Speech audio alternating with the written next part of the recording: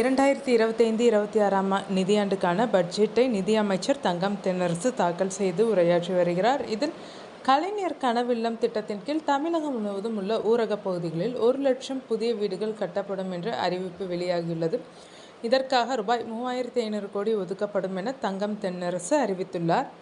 சிவகங்கை, சேலம், கோவை, கள்ளக்குறிச்சி, கடலூர், தென்காசி, தூத்துக்குடி, நாகை என 8 மாவட்டங்களில் தொல்லியல் அகழ்வாராய்ச்சி நடைபெறும் என பட்ஜெட்டில் அமைச்சர் தங்கம் தென்னரசு அறிவித்துள்ளார். இதற்காக 7 கோடி ஒதுக்கீடு செய்யப்படும். ஓலைச்சுவடி கையெழுத்து பிரதிகளை மின்பதிப்பாக மாற்ற 2 கோடி, 500 இலக்கிய நூல்களை ஆங்கிலத்தில் பதிப்பிட 10 கோடி ஒதுக்கீடு செய்யப்படும் என்றும் தெரிவித்துள்ளார்.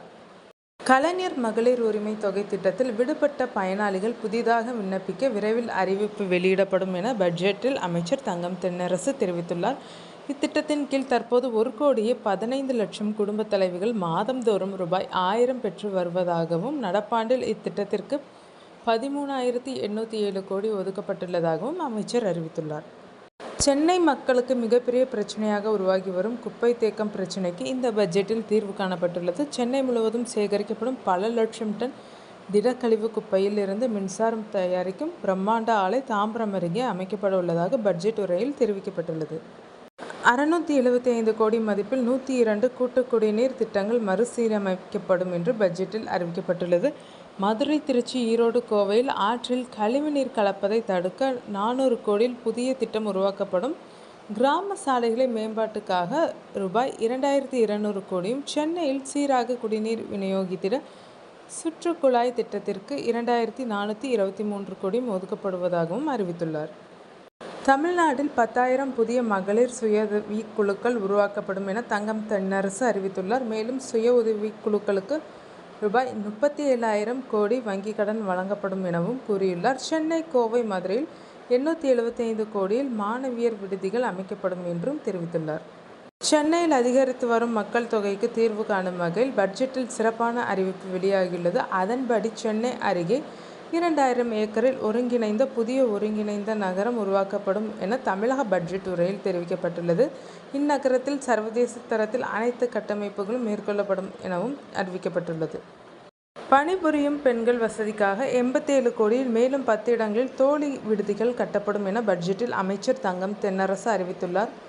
மேலும் 3ஆம் பாலினத்தவரின் சமூக மேம்பாட்டை உறுதி செய்ய உயர்கல்வி செல்லும் 3ஆம் பாலினத்தவர்களுக்கு மாதம் 1,000 மற்றும் ஊர்காவல் படையில் 3ஆம் பாலினத்தவர்களை இணைக்க நடவடிக்கை எடுக்கப்படும் என்றும் அறிவித்துள்ளார்.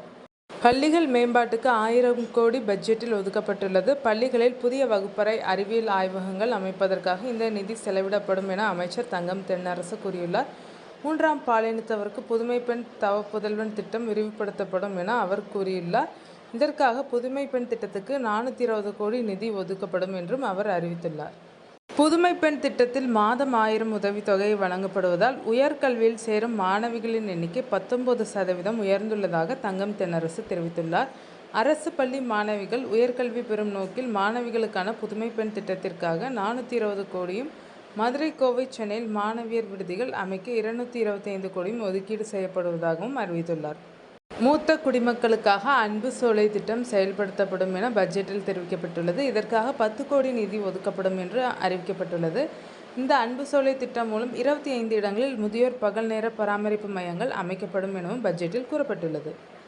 ஆசிரியர் தேர்வு வாரியம் மூலம் புதிய ஆசிரியர்கள் நியமனம் செய்யப்படுவார்கள் என்று தங்கம் தென்னரசு தெரிவித்துள்ளார். அரசு பள்ளிகளில் ரூபாய் 160 கோடி மதிப்பீட்டில் கணினி ஆய்வகங்கள் அமைக்கப்படும். ஒவ்வொரு ஆண்டும் 2,000 அரசு பள்ளி மாணவர்கள் இந்திய அளவில் புகழ்பெற்ற கல்வி நிறுவனங்களில் படிக்க ஏற்பாடு செய்யப்படும். மாணவர்களின் கல்வித்திறனை ஊக்குவிக்க நடவடிக்கை எடுக்கப்படும் எனவும் தெரிவித்துள்ளார். சென்னை வேளச்சேரியில் 310 கோடியில் புதிய மேம்பாலம் அமைக்கப்படும் என தங்கம் தென்னரசு அறிவித்துள்ளார். வேளச்சேரி பிரதான சாலையிலிருந்து குருநானக் கல்லூரி வரை 3 கிலோமீட்டர் தொலைவுக்கு புதிய மேம்பாலம் அமைய உள்ளதாகவும், இதற்காக இந்த நிதி பயன்படுத்தப்படும் எனவும் அவர் தெரிவித்துள்ளார். ராமேஸ்வரத்தில் புதிய விமான நிலையம் அமைக்கப்படும் என தங்கம் தென்னரசு அறிவித்துள்ளார். பாம்பன் பாலம் சீரமைக்கப்பட்டு வருவதால் ராமேஸ்வரம் தீவு பகுதிக்கு செல்வதில் ரயில் பயணிகளுக்கு சிரமம் ஏற்பட்டுள்ளது. இந்நிலையில் ராமேஸ்வரம் செல்ல வசதியாக புதிய விமான நிலையம் அமைக்கப்படும் என பட்ஜெட்டில் அறிவிக்கப்பட்டுள்ளது. பரந்தூரில் புதிய விமான நிலையம் அமைப்பதற்கான பணிகளும் விரிவுபடுத்தப்பட்டுள்ளன.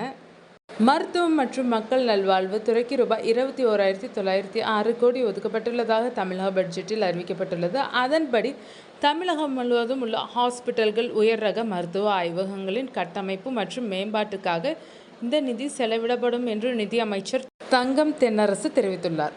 நீலகிரி, கோவை, நெல்லை, மதுரை, பள்ளிக்கரணையில் காணப்படும் வேட்டை பறவைகளை பாதுகாக்க 1 கோடி நிதியில் ஆய்வு மையம் அமைக்கப்படும். இதன் மூலம் வேட்டை பறவைகளை பாதுகாப்பதற்கான திட்டங்கள் தீட்டப்படும் என அமைச்சர் தங்கம் தென்னரசு கூறியுள்ளார். பல்லுயிர் சமநிலையை பாதுகாக்க தனுஷ்கோடியை புதிய பறவைகள் சரணாலயமாக அறிவிக்கப்படும் எனவும் அவர் தெரிவித்துள்ளார்.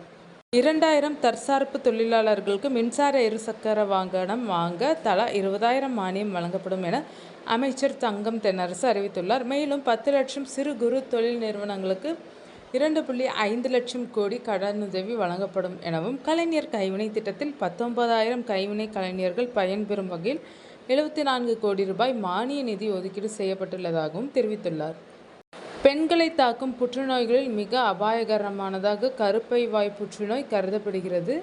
இந்நிலையில் தமிழகத்தில் 14 வயதுடைய அனைத்து சிறுமிகளுக்கும் கருப்பை வாய் புற்றுநோய் தடுப்பூசியை செலுத்த தமிழக அரசு முடிவு செய்துள்ளது. அதன்படி இத்திட்டத்தை செயல்படுத்த பட்ஜெட்டில் ரூபாய் 38 கோடி ஒதுக்கீடு செய்யப்பட்டுள்ளது.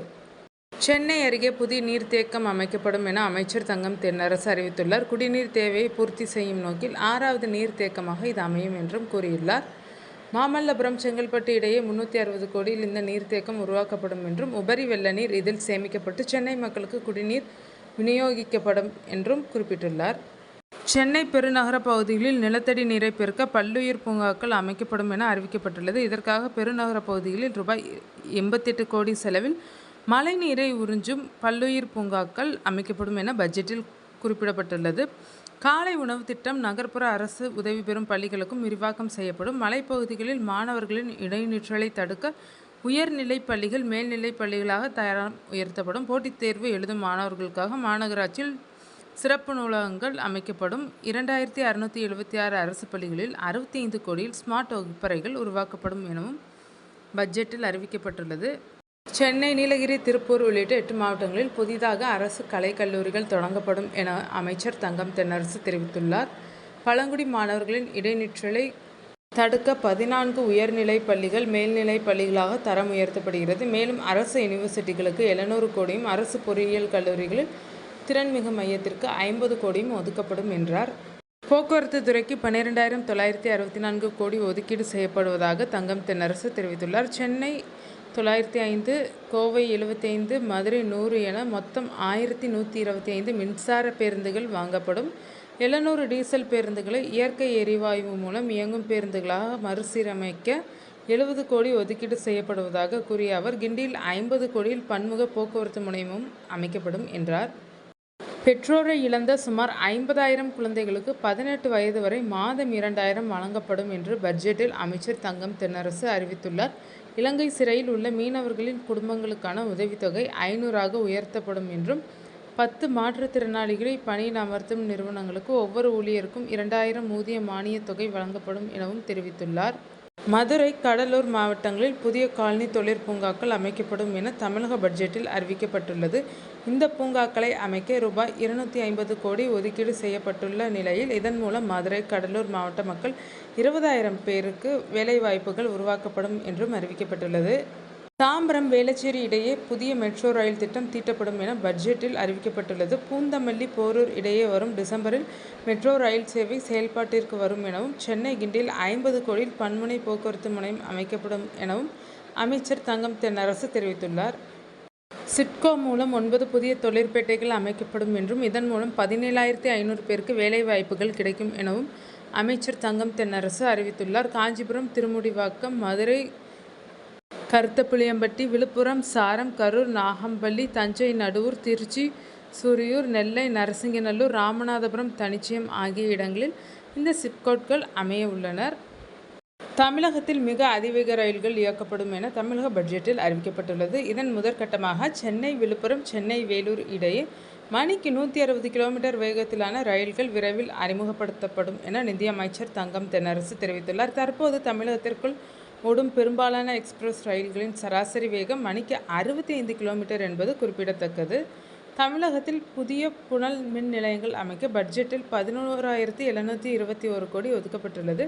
இதன் மூலம் வெள்ளிமலையில் 1,100 மெகாவாட் திறன் கொண்ட புனல் மின் நிலையம் அமைக்கப்படுகிறது. அதேபோல் ஆழியாறு பகுதியிலும் 1,800 மெகாவாட் திறன் கொண்ட புனல் மின் நிலையம் அமைகிறது. விசைத்தறிகளை நவீனப்படுத்த 50 கோடி ஒதுக்கப்படும். உயர் மதிப்புடைய ஆடைகளை உற்பத்தி செய்ய நடவடிக்கை எடுக்கப்படும். கைத்தறித்துறைக்கு 1,980 கோடி ஒதுக்கீடு செய்யப்படும். அதேபோல் விலையில்லா வேட்டி சேலை வழங்கும் திட்டத்திற்கு 673 கோடி ஒதுக்கப்படும் என பட்ஜெட்டில் அமைச்சர் தங்கம் தென்னரசு தெரிவித்துள்ளார்.